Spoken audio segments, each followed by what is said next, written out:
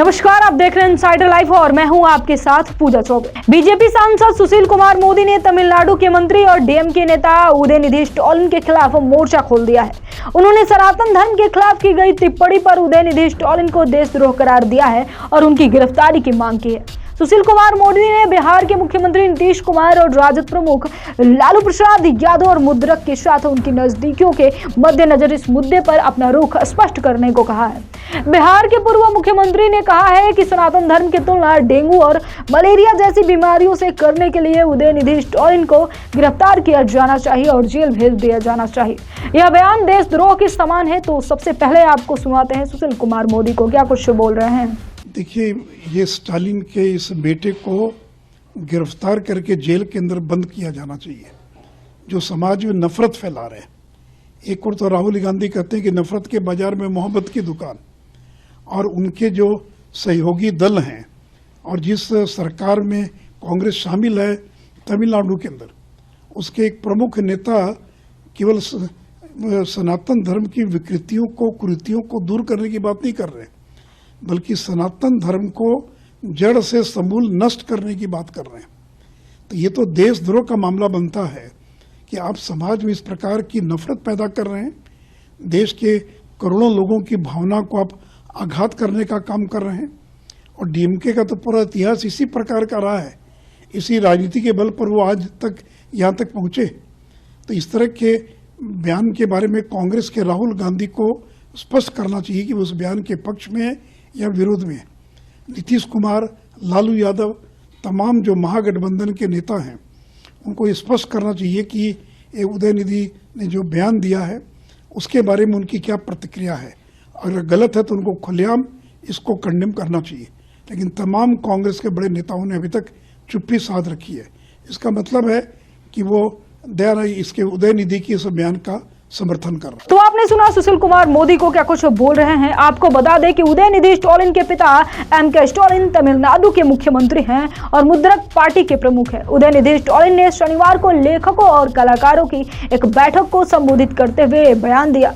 इस पर सुशील कुमार मोदी ने INDIA गठबंधन का डीएमके भी हिस्सा है और इसके प्रमुख नेता नीतीश कुमार, लालू प्रसाद यादव, राहुल गांधी की चुप्पी पर सवाल उठाया है। भाजपा नेता ने आरोप लगाया है कि बिहार में महागठबंधन सरकार भी इसी प्रकार हिंदू विरोधी रुख प्रदर्शित कर रही है। सुशील कुमार मोदी ने आरोप लगाया कि स्कूलों की छुट्टियों की सूची में बदलाव का उदाहरण ले लीजिए। उन्होंने बिहार की वर्तमान महागठबंधन सरकार पर कई हिंदू त्योहार पर स्कूल खोले रखने पर सुशील कुमार मोदी ने कहा कि चहल्लुम या पैगंबर मोहम्मद के जन्मदिन पर ऐसा करने की हिम्मत नहीं हुई। लोग गुस्से में है। रक्षाबंधन के दिन कोई भी छात्र स्कूल नहीं आया। अब इसको लेकर गिरिराज सिंह और चिराग पासवान ने लालू नीतीश को घेरा है।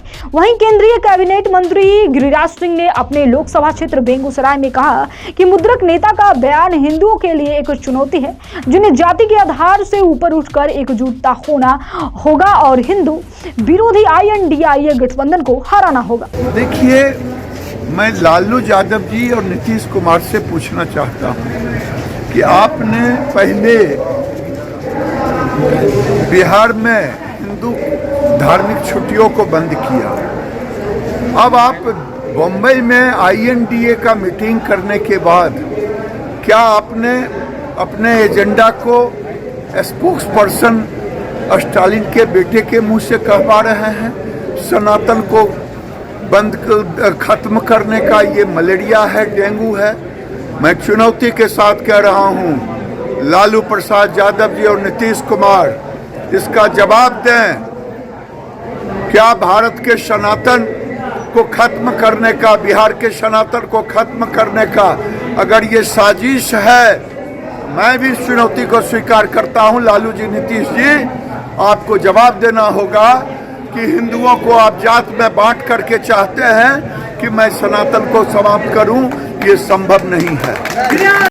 वहीं लोजपा रामविलास पासवान के अध्यक्ष चिराग पासवान ने भी इस विवादित बयान के लिए मुद्रक नेता पर निशाना साधा है। उन्होंने कहा कि मैं जानना चाहता हूं कि क्या नीतीश कुमार और लालू प्रसाद यादव तमिलनाडु के अपने गठबंधन सहयोगी की विभाजनकारी राजनीति को स्वीकार करते हैं। कि आज जब हम लोग 21वीं सदी में हैं, क्या ये बातें राजनीतिक चर्चा का विषय होनी चाहिए? ऐसी बातों से समाज में सिर बंटवारा होगा, समाज को सिर्फ ये बातें बांटती हैं। छोड़ दीजिए ना लोगों की व्यक्तिगत आस्था पर, किसको किस धर्म का पालन करना है, किसको किस धर्म का पालन नहीं करना है, कौन आस्तिक है, आस्तिक होकर कौन किस में आस्था रख रहा है, कौन नास्तिक रहना चाहता है, ये तमाम इंडिविजुअल कंसर्न्स हैं, ये व्यक्तिगत विचार हैं। और जिसको जिस विचार के साथ सहमति है उसको पूरी स्वतंत्रता है हमारे देश में।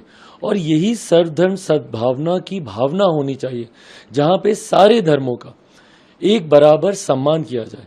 ऐसे में जब आप ऐसी बातें बोलते हैं तो कहीं ना कहीं समाज में असंतोष, समाज में बंटवारा करने का आप प्रयास करते हैं। लोगों की भावनाओं को, लोगों की आस्था के साथ आप खिलवाड़ करते हैं, जो कि कहीं से भी उचित नहीं है। भारत विभिन्नताओं का देश है, यहाँ पर वेशभूषा से लेकर बोलचाली से लेकर अलग अलग धर्म हैं, अलग अलग संप्रदाय हैं, अलग अलग कल्चर्स हैं, रीति रिवाज हैं, और हमारे देश ने हर किसी का सम्मान किया है। तो ऐसे में आप कौन होते हैं भैया इस बात को निर्धारित करने वाले कि कौन सा धर्म सही, कौन सा धर्म गलत? ये लोगों की आस्था पे छोड़ दीजिए ना। और इसमें कहीं ना कहीं जब राजनीतिक बयानबाजी आती है, ये समाज में और बड़े बंटवारे उत्पन्न करने का ये लोग कार्य करते हैं। किसी राजनेता को क्या जरूरत है किसी की भी आस्था से खिलवाड़ करने की? और उसके बाद ताज्जुब मुझे इस बात का भी होता है इसकी टाइमिंग को लेकर।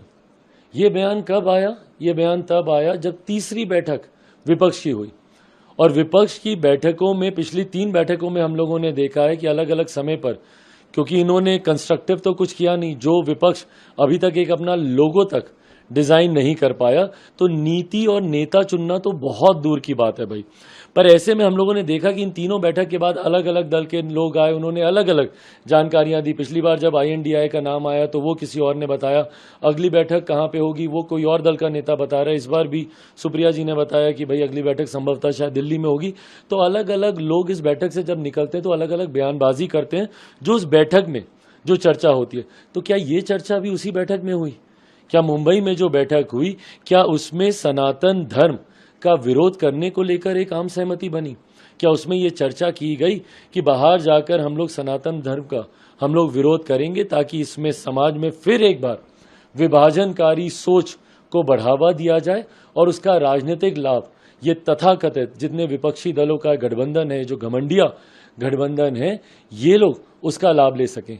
अगर इस सोच के साथ या इस सोच का जन्म अगर उस बैठक में हुआ है तो ये खतरनाक है। अगर विपक्षी गठबंधन इस सोच को बढ़ावा दे रहा है, जहां पे एक तरफ आप तुष्टीकरण की राजनीति कीजिएगा और वहीं एक बड़े वर्ग की आस्था के साथ आप खिलवाड़ कीजिएगा, और अगर इसकी चर्चा अगर उस बैठक में हुई है, मुंबई में जो विपक्षी दलों की बैठक हुई है उसमें अगर ये चर्चा हुई और बाहर आकर ये बयानबाजी, क्योंकि ये इसकी टाइमिंग ये सवाल खड़े करती है। बैठक खत्म हुई, उसके एक दिन के बाद इस तरीके से बयानबाजी आने लग गई, और उसके बाद रह के जिस तरीके से समर्थन मिल रहा है, चिदम्बरम साहब के यहाँ से इनको समर्थन मिल रहा है, अभी खड़गे जी जो मंत्री हैं वहाँ पे प्रियांक खड़गे, उनका जिस तरीके से इन बातों को बल मिल रहा है, तो ये तो कहीं ना कहीं लग रहा है कि भैया संभवतः उस बैठक में ही ये चर्चा हुई हो। ऐसे में मैं तो चाहूंगा कि तमाम राजनीतिक दल अपना स्टैंड इस पर क्लियर करें, बताए राष्ट्रीय जनता दल के तमाम नेता कि भाई उनका क्या स्टैंड है, क्या वो सहमत हैं? यही होना चाहिए। और एक बड़े वर्ग की आस्था के साथ आप लोग खिलवाड़ कीजिएगा ये सारी बातें बोलकर। बताएं मेरे मुख्यमंत्री, जनता दल यूनाइटेड बताएं, उनके राष्ट्रीय अध्यक्ष बताएं कि क्या इन बयान से सहमत हैं, और अगर सहमत नहीं है। वहीं चिराग पासवान के चाचा पशुपति पारस कुमार जो एक केंद्रीय मंत्री हैं, उन्होंने भी समस्तीपुर में कहा कि यह बयान मुद्रक पार्टी की विचारधारा को स्पष्ट करता है और हम इस दृष्टिकोण को नहीं मानते हैं। ये उनकी व्यक्तिगत राय हो सकती है, पार्टी की राय नहीं है, एनडीए की राय नहीं, उनकी व्यक्तिगत राय हो सकती है। ये एनडीए की उदयनिधि, हाँ एनडीए में नहीं है, वो इंडिया गठबंधन में है, हम जान ही रहे हैं। पर मैंने ये कहा कि हमारी सरकार एनडीए की सरकार है देश में, हमारा गठबंधन जो है, हम सर्वधर्म को मानते हैं, चाहे हिंदू हो, मुस्लिम हो, सिख हो, ईसाई हो, क्रिश्चियन हो, कोई भी धर्म हो। हिंदुस्तान जो है, हमारा देश जो है, वो सब धर्म को हम समान रूप से मानते हैं। किसी को हटाना, किसी को जोड़ना, ये हमारे नीति और सिद्धांत में, हमारे एनडीए गठबंधन में नहीं है, न हमारे पार्टी के सिद्धांत में। लेकिन जिस तरह से सनातन धर्म को लेकर उनके द्वारा जो स्टेटमेंट दिया हुआ है, उनके पार्टी की राय हो। तो ऐसे ही तमाम खबरों के लिए आप सभी बने रहिए इनसाइडर लाइव के साथ। चैनल को सब्सक्राइब करें, फेसबुक पेज को लाइक करें। वीडियो देखने के लिए आप सभी का धन्यवाद।